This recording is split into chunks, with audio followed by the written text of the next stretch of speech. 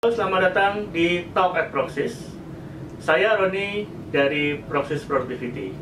Kali ini saya akan menjelaskan mengenai ISO 9001-2015 yang merupakan ISO 9001 versi terbaru yang baru saja rilis tanggal 23 September 2015 yang lampau. Apa sajakah perbedaannya dan kira-kira bagaimana dampaknya bagi organisasi atau perusahaan yang sudah mengimplementasikan sistem manajemen mutu berbasis ISO 9001 yang lama. Nah, kalau kita lihat perubahannya cukup mendasar, cukup strategik. ISO 9001 terdahulu diperbaharui ke tahun 94, kemudian tahun 2000, 2008, dan terakhir 2015. ISO yang terdahulu lebih kepada klausul base, artinya bahwa organisasi harus mengadopsi semua persyaratan sesuai dengan klausulnya. Versi 2000 dan 2008 telah terjadi revolusi menjadi proses base, ya, di mana organisasi harus mendefine prosesnya untuk kemudian baru kita mendefinisikan sistem seperti apa yang tepat. 2015 risk base. Jadi kita harus mendefinisikan dulu, memformulasikan dulu konteks dari organisasi kita apa. Apa tantangan-tantangan kita saat ini, tantangan baik dari internal maupun eksternal, serta tantangan-tantangan di masa depan. Kemudian kita identify siapa saja stakeholders atau pihak berkepentingan dari organisasi kita. Dan yang terakhir, setelah kita formulasikan dua hal tersebut, kita tentukan atau kita identifikasikan risk and opportunity-nya. Baru kemudian kita mendefinisikan proses yang kita perlukan untuk menjawab hal di atas. Nah, kita lihat bahwa sekarang ISO benar-benar mendukung bisnis organisasi atau tujuan organisasi di level yang lebih strategik, bukan di level operasional. Sehingga ISO menjadi responsibility bagi top management yang sebagian besar dari responsibility itu tidak bisa didelegasikan kepada bawahannya. Jadi komitmen manajemen akan sangat-sangat diperlukan dan harus menjiwai dari implementasi sistem manajemen mutu terbaru ini. Bukan berarti manajemen representatif tidak boleh, tetap saja boleh. Cuman perannya lebih bagi-bagi. Untuk yang strategik, untuk yang komitmen harus tetap di top manajemen, sedangkan untuk yang operasional boleh tetap diwakilkan ke manajemen yang di bawahnya, atau kita sering gunakan istilah manajemen representatif. Sekilas ini perubahan yang mungkin nggak kelihatan, namun dampaknya ini sangat positif.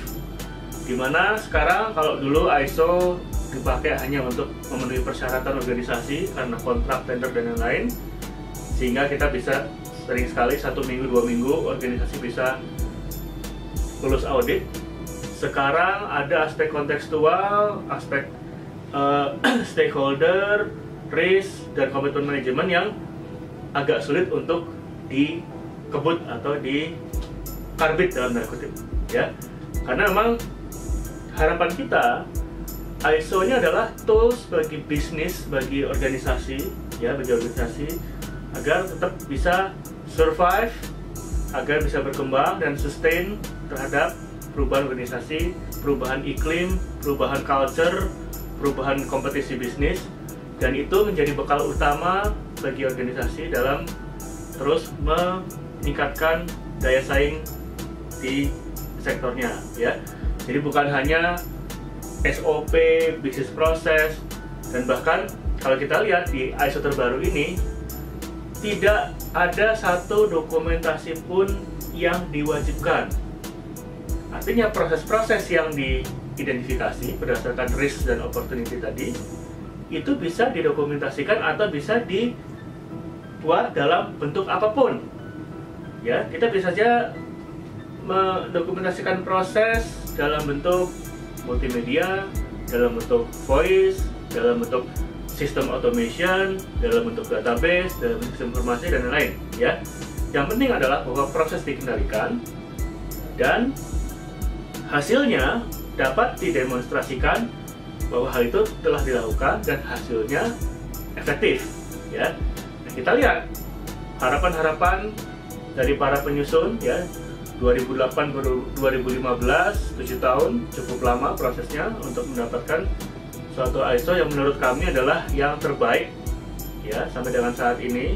ISO 2001 ini diharapkan dampaknya juga bisa lebih positif. Namun jangan dilupakan bahwa komitmen dari top manajemen, walaupun sudah disyaratkan sedemikian banyak di ISO terbaru, harus tetap dapat ditunjukkan, dan seyogyanya ISO ini tidak hanya digunakan sebagai alat untuk lulus standar atau mungkin alat untuk supaya bisa menjadi rekanan, tapi betul-betul digunakan untuk improve serta agar lebih organisasi kita dapat lebih sustain.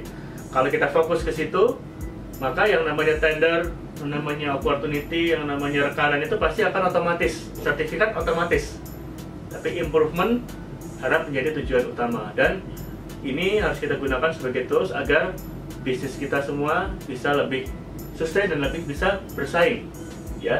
Dan harus berbeda antara yang sudah menerapkan dengan yang belum, sehingga nanti jangan sampai ada gugatan atau komentar, sudah ISO kok masih gitu-gitu aja. Nah, sekarang diharapkan dengan ISO terbaru ini ditambah dengan komitmen kita bersama yang lebih tinggi, kita akan menjadi organisasi yang berbeda, ya, lebih kuat, lebih mampu kreatif, lebih berdaya saing tinggi, dan tentunya semua tujuan-tujuan terhadap berdirinya organisasi ini dapat tercapai dan semua akan diuntungkan.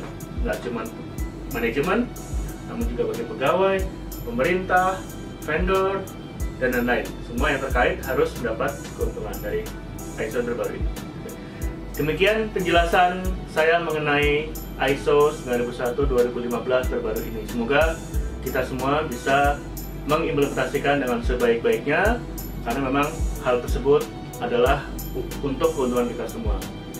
Sampai jumpa kembali pada Talk at Proxys berikutnya. Jangan lupa selalu subscribe di bawah ini agar kita semua dapat mengikuti program-program terbaru terkait manajemen, quality, dan safety, dan lain-lain. Terima kasih.